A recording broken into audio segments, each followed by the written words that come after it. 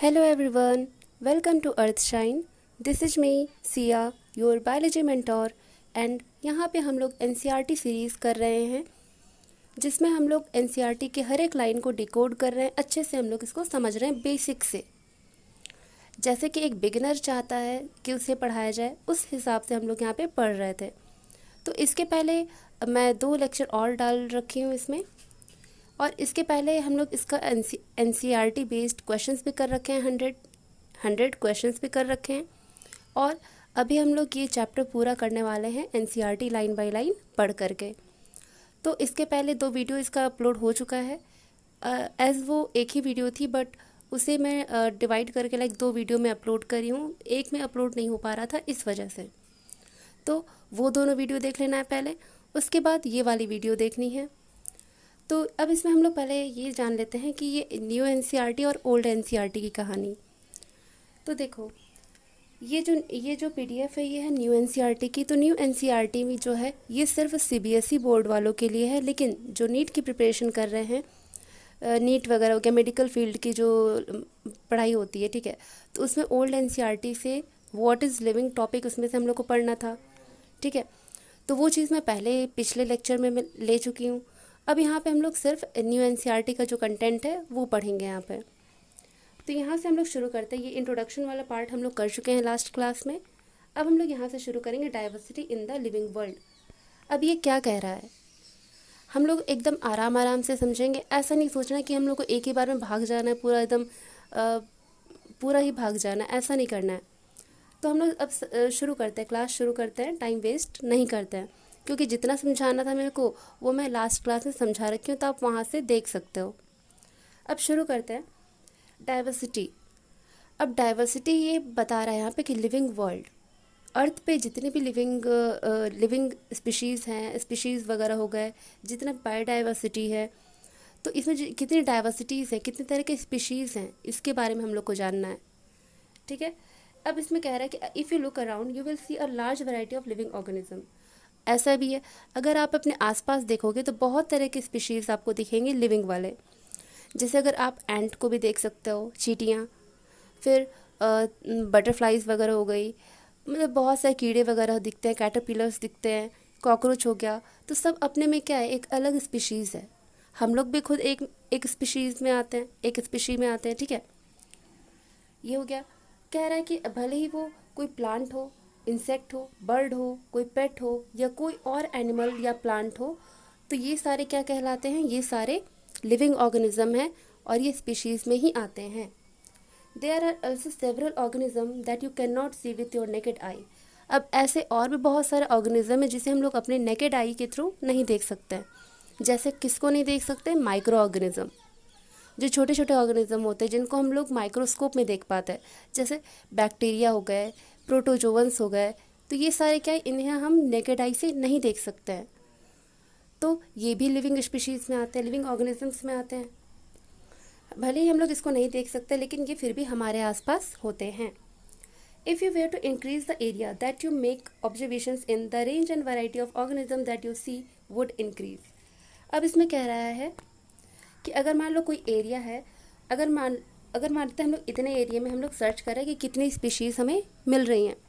मान लेते हैं यहाँ पे हम लोग को 10 स्पीशीज़ मिल रही हैं, और यही अगर हम लोग अपना एरिया बढ़ा देंगे, सर्च करने का एरिया बढ़ा देंगे, तो यहाँ क्या होगा, और ज़्यादा हम लोगों को स्पीशीज़ मिलेंगी। मान लेते 5 स्पीशीज़ और मिल गई हमें यहाँ पे, ठीक है। तो ये लाइन वही कह रही है कि हम लोग जैसे अपना एरिया इंक्रीज़ करेंगे, एरिया सर्च करने का, स्पीशीज़ देखने का, तो नंबर भी बढ़ेंगे स्पीशीज़ के। थोड़ा वॉइस पे मत जाना, अभी फीवर हो रखा है एंड वही जुकाम एंड ऑल, तो थोड़ा मैनेज कर लेना, ठीक है। फिर भी मैं ट्राई कर रही हूँ अपनी साइड से। फिर कह रहे हैं obviously if you were to visit a dense forest. अब इसमें कह रहा है कि अगर आप फॉरेस्ट जाते हो, तो फॉरेस्ट तो एक अच्छा सा इकोसिस्टम बना हुआ, स्टेबल इकोसिस्टम है, वहाँ पे तो बहुत सारी स्पीशीज़ हमें मिल जाएंगी। फिर you would probably see a much greater number and kinds of living organism in it. हाँ, तो वहाँ हमें बहुत तरह की स्पीशीज़ मिलेंगी, लिविंग ऑर्गेनिजम्स हमें वहाँ मिलेंगे, बहुत सारे मिलेंगे, क्योंकि वो परफेक्ट इकोसिस्टम है किसी भी स्पीशीज़ के लिए, ठीक है। Each different kind of plant, animal और organism that you see represents a species. तो जितने भी तरह के जितने भी अलग अलग तरह के आप ऑर्गेनिज्म को देख रहे हो, अलग अलग तरह के, वो खुद में एक अलग स्पीशीज़ में आता है। ठीक है। अब यहाँ पे कह रहा है कि the number of species that are known, जितने भी स्पीशीज़ अब तक देखे गए हैं, जिनको फाइंड आउट किया जा चुका है, उनकी रेंज क्या है? तो क्या है, 1.7 टू 1.8 मिलियन। अगर ऐसे देखो अगर नंबर में, तो 17 टू 18 लाख। ठीक है, इतने स्पीशीज़ अभी तक ढूंढे जा चुके हैं। और एक साइंटिस्ट थे जिनका नाम था रॉबर्ट मे।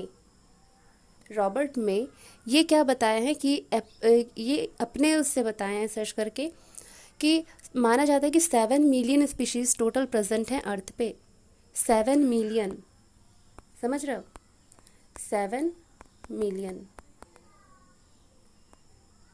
ठीक है, लेकिन अभी तक कितना ढूंढा गया है? Only 1.7 to 1.8 million. अभी भी बहुत सारा स्पीशीज़ को ढूंढना बाकी है अभी। ये हो गया।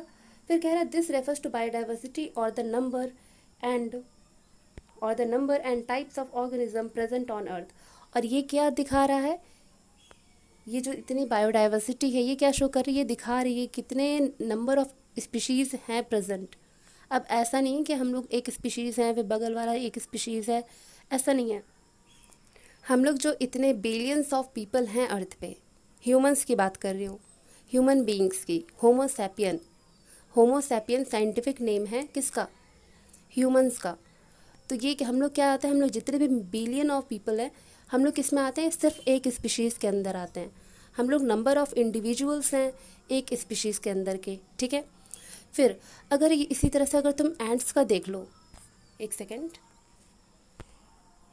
हाँ, अगर तुम यहाँ पे एंट्स का देख लो, तो ये एंट्स अकेले कितने स्पीशीज़ हैं एंट्स की? 20,000।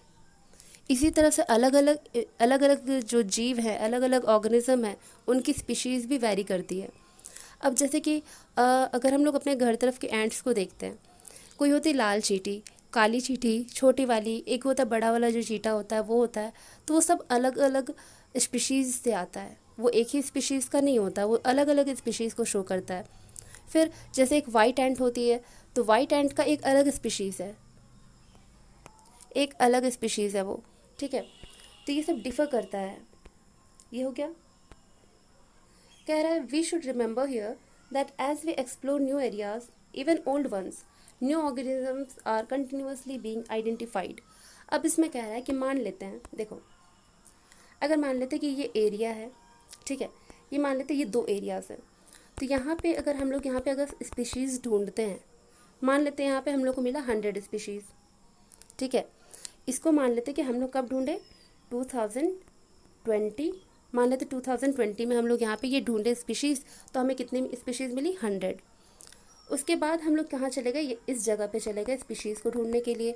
यहाँ हमें मान लेते कितना भी स्पीशीज़ मिला, और यहाँ सिर्फ यहाँ पे कब तक रहे हम लोग? 2020, सॉरी एक सेकेंड, हाँ 2000, एक मिनट रुक जाओ, हाँ, यहाँ मान लेते कि हम लोग रहें कब तक? 2023 तक। तो यहाँ पे रहने के बाद वापस हम लोग जब यहाँ पे आएंगे 23 के बाद, तो यहाँ पे हमें भले 5-10 स्पीशीज़ ही ज़्यादा मिले, लेकिन हमें स्पीशीज़ मिलेंगी। तो इसके कहने का मतलब है कि अगर मान लो हम लोग एक एरिया पे अगर हम लोग कोई स्पीशीज़ ढूंढ लिए, मान लो हम लोग को 100 स्पीशीज़ मिल रहा है, और फिर उसके बाद फिर हम लोग चले जाते हैं दूसरी जगह पे ढूंढने के लिए, और कुछ साल वहाँ पे हम लोग बिता करके फिर अगर हम लोग वापस पहले वाली जगह पे आएंगे, तो वहाँ हमें और भी स्पीशीज़ देखने को मिल सकती हैं, और मिलेंगी ही मिलेंगी। भले 1-2 मिलेंगी, भले कुछ मिलेंगी, लेकिन मिलेंगी। वहाँ पे सेम ऐसा नहीं रहेगा कि वहाँ पे 100 स्पीशीज़ मिले थे पहले, तो अब भी वहाँ पे 100 ही मिलेंगे। नहीं, नए नए स्पीशीज़ हमें मिलते रहेंगे। तो ये कहने का मतलब है इस लाइन का।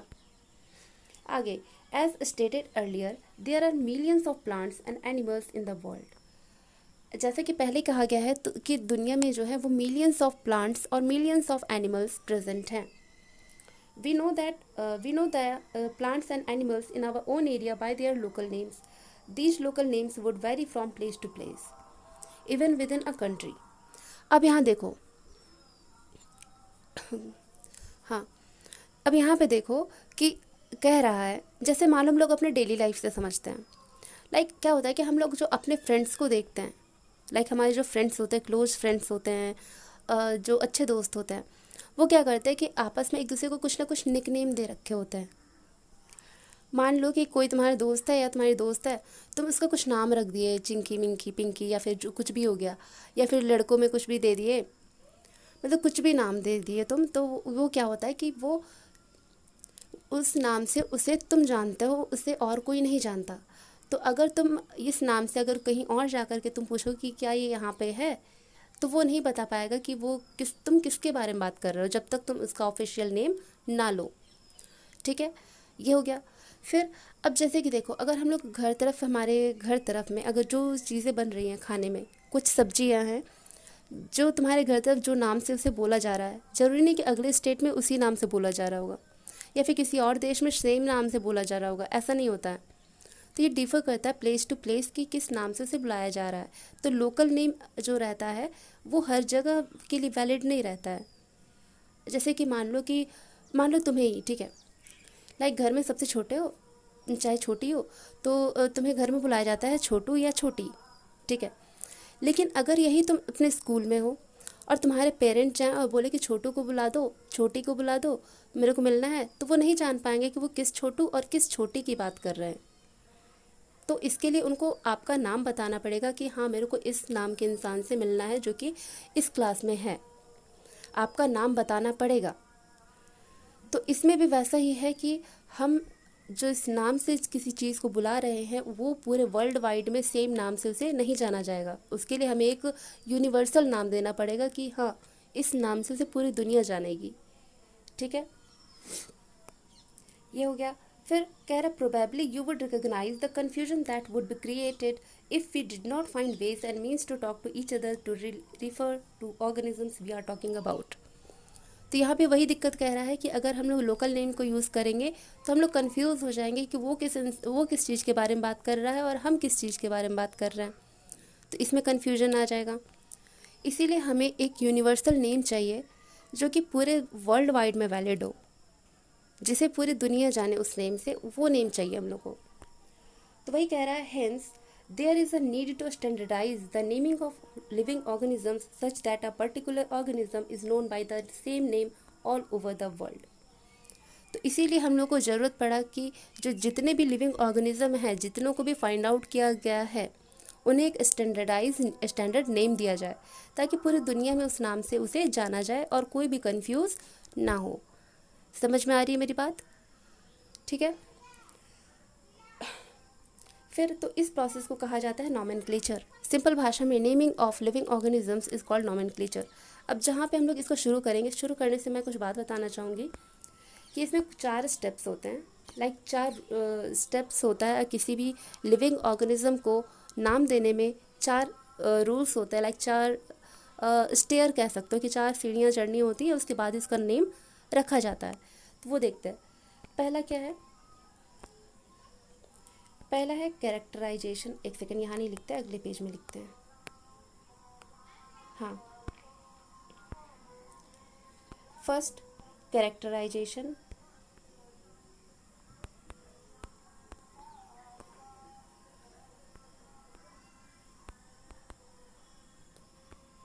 Second identification,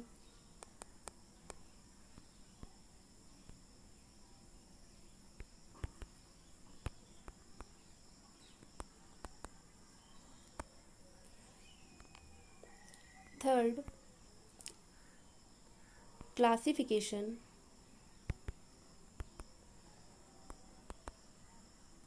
and fourth last nomenclature.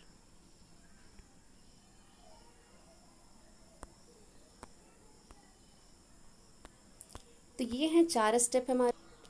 तो ये 4 स्टेप होते हैं जिनके थ्रू नाम दिया जाता है किसी भी लिविंग ऑर्गेनिज्म को। ठीक है, सबसे पहले मान लेते हैं कि हमें कोई स्पीशीज़ मिली। तो सबसे पहले उसका कैरेक्टर देखेंगे कि उसमें क्या क्या कैरेक्टर्स दिख रहे हैं। जैसे मान लो कोई एक ऑर्गेनिज्म मिला, उसमें हमें क्या दिख रहा है? उसमें हमें पिन्ना दिख रहे हैं, ठीक है। उसमें हमें एक्सटर्नल हेयर्स दिख रहे हैं, फिर एक्सटर्नल हेयर्स दिख रहा है। अब और क्या दिख सकता है? मेमोरी ग्लैंड दिख रहे हैं, मेमोरी ग्लैंड्स दिख रहे हैं। ठीक है, ये हो गया। तो ये एक सेकेंड, हाँ, ये फीचर्स हमें दिख रहा है। ठीक है,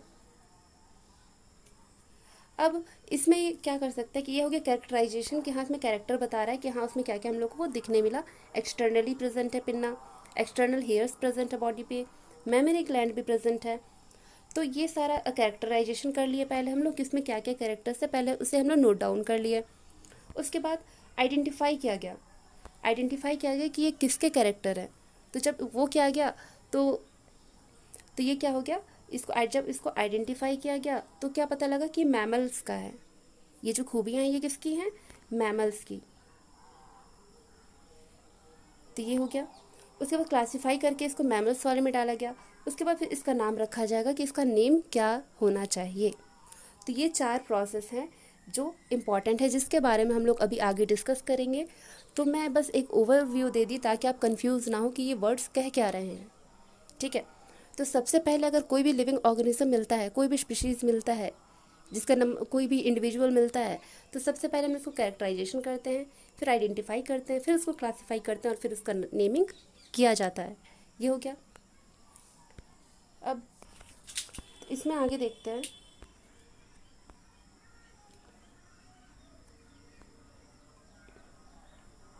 हाँ, अब कह रहे obviously nomenclature of naming is only possible when the organism is described correctly and we know to what organism the name is attached to, this is identification. तो जैसा कि मैं बताई कि पहले इसको आइडेंटिफाई करेंगे उसके कैरेक्टर्स को देख करके, तो ये वही बातें कर रहा है यहाँ पे कि ऑर्गेनिज्म का अच्छे से उसके बारे में कैरेक्टर्स का पता लगना, उसके बारे में वो किस चीज़ से वो अटैच्ड उसमें हम लोग को शो हो रहा है, किसके कैरेक्टर्स शो हो रहे हैं, वो देख करके आइडेंटिफाई करना ही आइडेंटिफिकेशन कहलाता है। ये हो गया।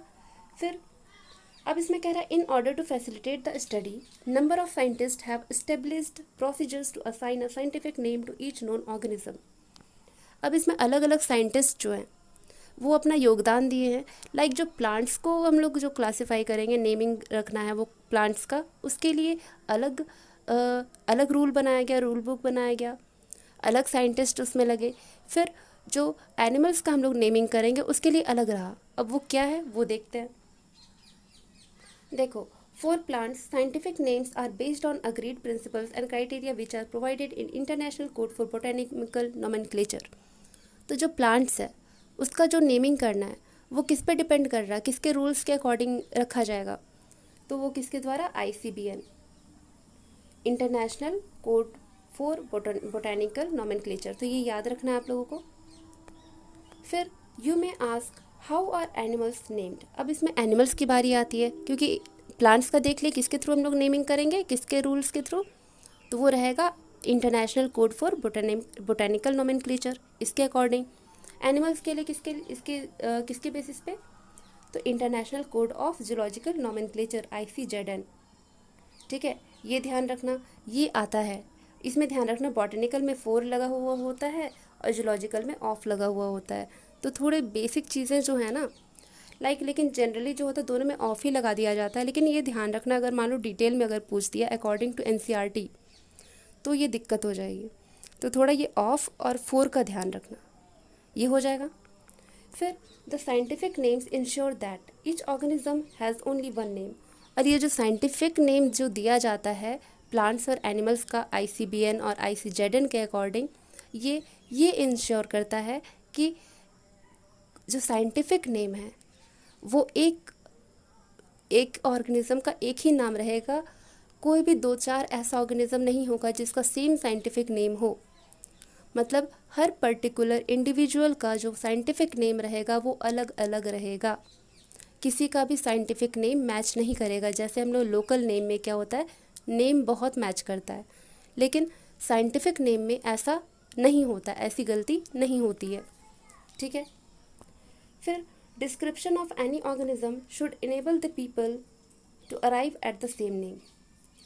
और ये अगर किसी भी एक ऑर्गेनिज्म के बारे में हम लोग बताएंगे, तो अगर मान लो किसी को भी हम लोग अगर एक्सप्लेन कर रहे हैं कि हाँ हम इस चीज़ के बारे में बात कर रहे हैं, तो वो सेम ऑर्गेनिज्म या सेम स्पीशीज़ के ऊपर इशारा जाएगा और जिसका एक ही साइंटिफिक नेम रहेगा उसी पे, ठीक है। अब they also ensure that such a name has not been used for any other organism, और ऐसा फिर ये इंश्योर भी किया जाता है कि अदर जो नॉन ऑर्गेनिज्म है उनका सेम नेम नहीं होगा, सेम साइंटिफिक नेम नहीं होगा, हर एक का अलग अलग साइंटिफिक नेम रखा जाएगा और रखा गया है।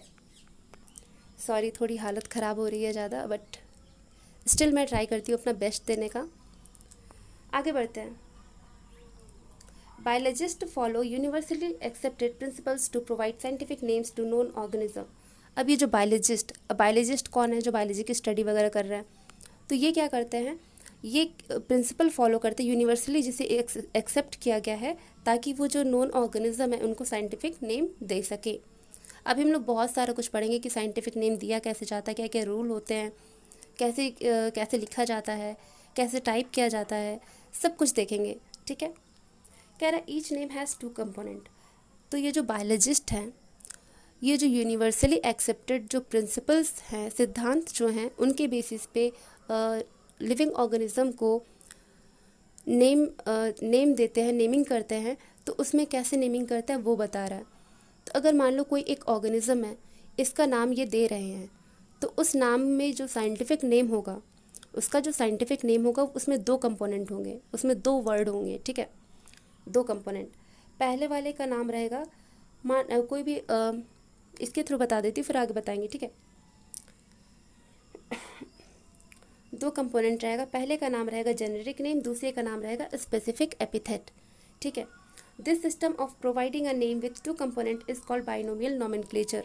अब यहाँ देखो, बाइनोमियल कह रहा है, बाई मतलब क्या होता है, 2 होता है, तो जिसको 2 वर्ड का नाम दिया जाए, जैसे कि देखो मैं पहले एग्जांपल के थ्रू बता देती हूँ। जैसे मैंगो तो सब खाए हो ना, मैंगो तो पता ही है। इसका साइंटिफिक नेम क्या है, मैंजी फेरा इंडिका,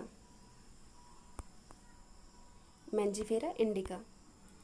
अब देखो मैं सब कुछ यहीं पे एक्सप्लेन कर दे रही हूँ, उसके बाद सिर्फ हम लोग रीड करेंगे, वरना फिर रीड करोगे तो लगेगा कि बहुत बोरिंग सा फील होगा, लाइक हम लोग कोई सत्यनारायण भगवान जी का कथा सुन रहे हैं, तो ऐसा लगेगा।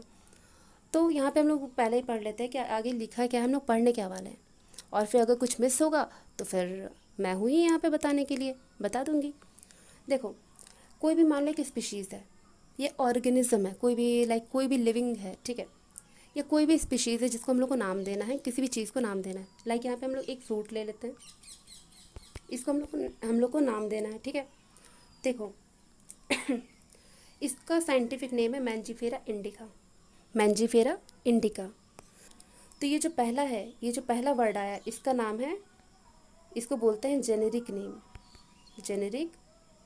नेम, या फिर इसको हम लोग बोलते हैं जीनस, ठीक है, ये बोलते हैं। दूसरा आता है इंडिका, इसको क्या बोला जाता है, इसको बोला जाता है स्पेसिफिक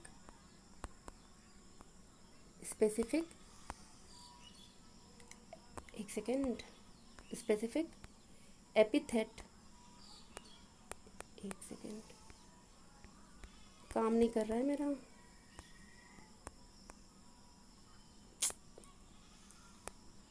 हाँ, स्पेसिफिक एपिथेट, या फिर इसको हम लोग बोलेंगे स्पीशीज़, या फिर इसको हम लोग बोलेंगे स्पीशीज़, ठीक है। तो ये हो गया।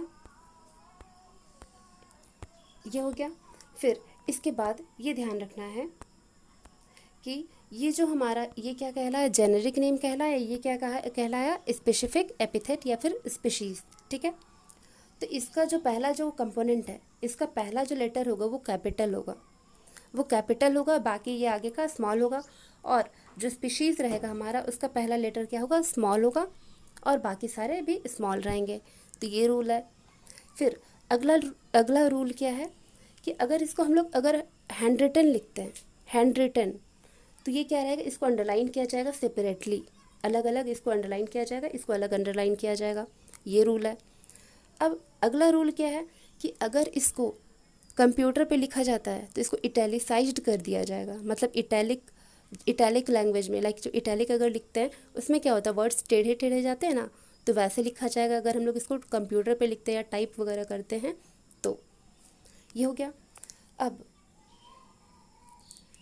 अब इसमें एक चीज़ और ऐड होता है, वो है इनके साइंटिस्ट का नाम। इनको कौन डिस्कवर किए? लिन। तो इसको अंडरलाइन नहीं किया जाता है, अंडरलाइन सिर्फ इन दोनों को किया जाता है, इसको अंडरलाइन नहीं किया जाता है। और ये क्या दर्शाता है? ये दर्शाता है कि इसको डिस्कवर कौन किया है। तो कौन डिस्कवर किया है? लिन। लिन का मतलब क्या है? Carolus Linnaeus. तो इनके ऑथर का मतलब इनके जो राइटर है, जो भी ऑथर बोल लो, वो है। और इसमें एक बात ये है कि अब इसमें कहोगे कि इसको सेपरेटली अंडरलाइन क्यों करना है, इसको इटैलिसाइज्ड क्यों करना है? तो ऐसा इसलिए है क्योंकि इसका जो ओरिजिन है वो लैटिन से है, और लैटिन क्या है? एक डेड लैंग्वेज है। तो उस डेड लैंग्वेज को इंडिकेट करने के लिए इसको सेपरेटली अंडरलाइन और इटैलिसाइज्ड किया जाता है। ये हो गया। अब बाकी जो चीज़ें रह रही हैं वो हम लोग सीधा बुक से पढ़ेंगे। अब यहाँ आगे देखते हैं। कह रहा है this naming system given by Carolus Linnaeus. तो ये जो नेमिंग सिस्टम है, ये जो बायोलॉजिकल नॉमेनक्लेचर है, ये दिया गया है कैरोलस लीनियस के द्वारा। एक सेकेंड, हाँ, कैरोलस लीनियस के द्वारा, and is being practicised by biologist all over the world. और ये जो है बायोलॉजिकल नॉमेनक्लेचर, ये पूरे वर्ल्ड वाइड में इसे प्रैक्टिस किया गया है बायोलॉजिस्ट के द्वारा। This naming system using a 2 word format was found convenient. और इसमें जो 2 वर्ड फॉर्मेट है ये काफ़ी ज़्यादा कन्वीनियंट रहा नेमिंग करने में। Let us take the example of a mango to understand the way of providing scientific names better. The scientific name of mango is Mangifera indica, जिसके थ्रू हम लोग ऑलरेडी अभी देख रखे कि कैसे इसे नाम दिया गया है, कैसे क्या किया गया है। अब कह रहा है कि देखते हैं कि कैसे इसे बाइनोमियल नेम, एक सेकेंड, हाँ, in this name Mangifera represent, इसमें मैंजीफेरा क्या रिप्रेजेंट कर रहा है? जीनस, जबकि इंडिका क्या रिप्रेजेंट कर रहा है? पर्टिकुलर स्पीशीज़ को ये इंडिकेट कर रहा है, और स्पेसिफिक एपिथेट। अब जो कुछ रूल्स हैं इसको लेकर के इसके नॉमेनक्लेचर को लेकर जो कुछ रूल्स हैं अब वो यहाँ पे बताया गया है। पहला कह रहा है biological names are generally in Latin and written in italics, they are Latinised and derived from Latin irrespective of their origin. तो ये वही कह रहा है कि लैटिन लैंग्वेज है, जो कि ये क्या है? डेड लैंग्वेज, मरा हुआ लैंग्वेज समझ सकते हो, तो डेड लैंग्वेज है। और इसे इटैलिसाइज्ड किया जाता है, लिखते वक्त अंडरलाइन किया जाता है, वो नीचे बताया जाएगा, ठीक है। पहला जो वर्ड है बायोलॉजिकल नेम का, वो रिप्रेजेंट करता है जीनस, जबकि सेकंड कंपोनेंट क्या डिनोट करता है? स्पेसिफिक एपिथेट को। और जो दोनों वर्ड्स हैं ये बायोलॉजिकल नेम में, ये जो दोनों वर्ड्स हैं जब इन्हें हैंडरिटन लिखा जाता है तो सेपरेटली अंडरलाइन किया जाता है, प्रिंट किया जाता है इटैलिक्स में, और इस तरह से इंडिकेट किया जाता है इसका लैटिन ओरिजिन। ये समझ में आया? बस ये अगर कुछ प्रैक्टिस करोगे तो आपको खुद ही, मतलब जब इसका नाम लिखोगे ना आप साइंटिफिक नेम, तो आपको खुद ही समझ में आ जाएगा। ये याद करने की नीड नहीं है। जब आप लोग कुछ वर्ड्स देखोगे, कुछ याद करोगे, तो आपको खुद ही पता लग जाएगा कि ये इसमें क्या क्या रूल्स लिखे गए। आपको याद करने की बिल्कुल भी ज़रूरत नहीं है। ये हो गया। अब लास्ट वन, 4th वन हो जाओ। हाँ, अब कह रहा है the first word denoting the genus starts with a capital letter while the specific epithet starts with a small letter. It can be illustrated with the example of Mangifera indica. अब इसके through यहाँ बता रहा है कि जो पहला है वो कैपिटल और दूसरे वाला क्या रहेगा? स्मॉल लेटर से शुरू होगा। ये भी बता रखे ऊपर, ठीक है।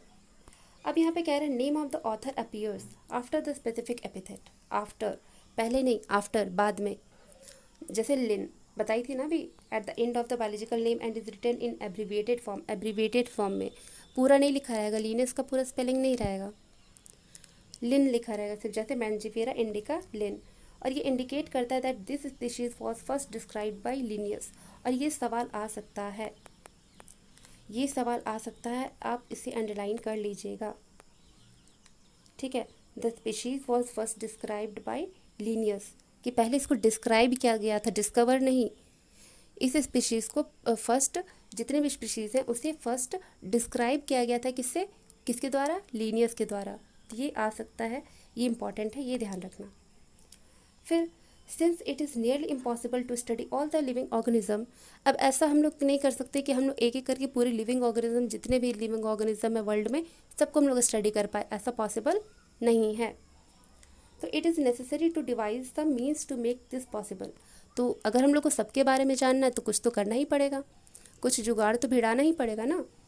तो इस प्रोसेस को कहा जाता है क्लासिफिकेशन, कि सबको अलग अलग क्लासिफाई करके, कि एक जैसे जो बच्चे हैं, मतलब स्कूल का एग्जांपल मैं दे रही थी स्कूल का, कि जो एक जैसे जैसे अभी के टाइम में क्या होता है ना, जो कंपटीशन के प्रिपेयर करते हैं कंपटीशन के लिए, तो उनको जो टॉप स्टूडेंट्स होते हैं उनको एक सेक्शन में रखा जाता है, और जो थोड़े मिडिल वाले होते हैं उनको एक दूसरे में, और फिर ऐसे ही किया जाता है। भेदभाव तो सब जगह होता है, आपको भी पता है, ऑफलाइन कोचिंग में ये नॉर्मल है, आपको भी पता होगा ये।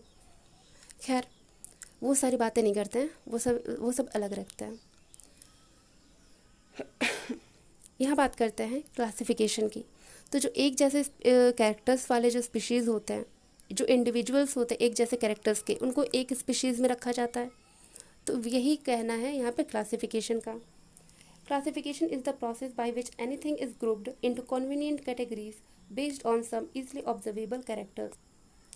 तो ये जो प्रोसेस है क्लासिफिकेशन, तो क्लासिफिकेशन के बारे में बता रहा है कि कैसे हम किसी ऑर्गेनिज्म के एक्सटर्नल कैरेक्टर्स, या फिर जो कुछ कैरेक्टर्स जो उनके होते हैं जो कि इजीली ऑब्जर्वेबल हैं, उन कैरेक्टर्स के बेसिस पे उसको क्लासिफाई करते हैं। तो इसे क्लासिफिकेशन कहा जाता है। जैसे कि we easily recognise groups such as plants और एनिमल्स और डॉग्स, कैट्स और इंसेक्ट। जैसे हम लोग देख करके ही बता देते हैं कि हाँ ये प्लांट है, ये एनिमल है, ये डॉग है, ये कैट है, हम लोग देख करके बता देते हैं। तो कैसे हम लोग बताते हैं, उसका जो एक्सटर्नल फीचर होता है वो देख करके हम लोग इसको क्लासीफाई कर देते हैं। फिर the moment we use any of this terms we associate certain characters with the organism in that group.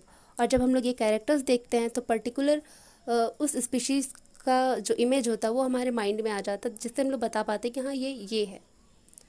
ठीक है। फिर आई एम सॉरी बट आज के लिए इतना ही।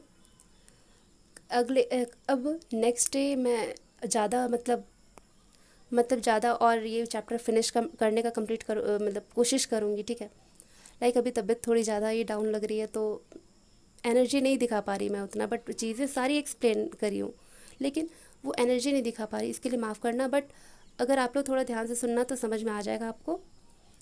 तो अभी के लिए इतना ही। बाकी मैं विश करूँगी कि लाइक मैं आपको ये बोलूँगी कि आप सारे लेक्चर देखो, आपका डाउट जो है वो ज़रूर क्लियर होगा। और अगर क्लियर नहीं हो रहा है तो आप टेलीग्राम पे भी बता सकते हो कि हाँ दीदी ये समझ में नहीं आया। आप यहाँ कमेंट भी कर सकते हो, मतलब आपके पास यहाँ पे है। लाइक जो आप लोग लेते हो ना कि free mentorship session, like paid वाले, ठीक है, तो वो काम मैं यहाँ पे आपका फ्री में कर रही हूँ। अगर आप पूछना चाहते हो, किसी भी तरह की नीड है, आप सीधा कमेंट कर सकते हो, आपके हर कमेंट का रिप्लाई मिलेगा आपको।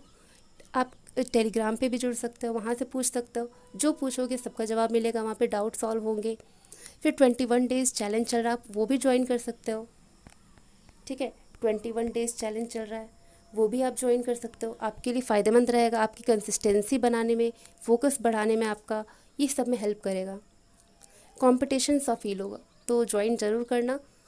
तो अब फिर मिलते हैं अगले वीडियो में। अपना ख्याल रखना, हेल्थ सबसे ज़्यादा इंपॉर्टेंट है, हेल्थ से कोई कॉम्प्रोमाइज़ नहीं। हेल्थ का ध्यान रखो, अच्छे से खाओ पियो, पानी ज़्यादा पियो, और ख़ुद को हाइड्रेट रखो, और अच्छे से पढ़ाई करो। ठीक है, तो फिर मिलते हैं नेक्स्ट वीडियो में, तब तक के लिए बाय।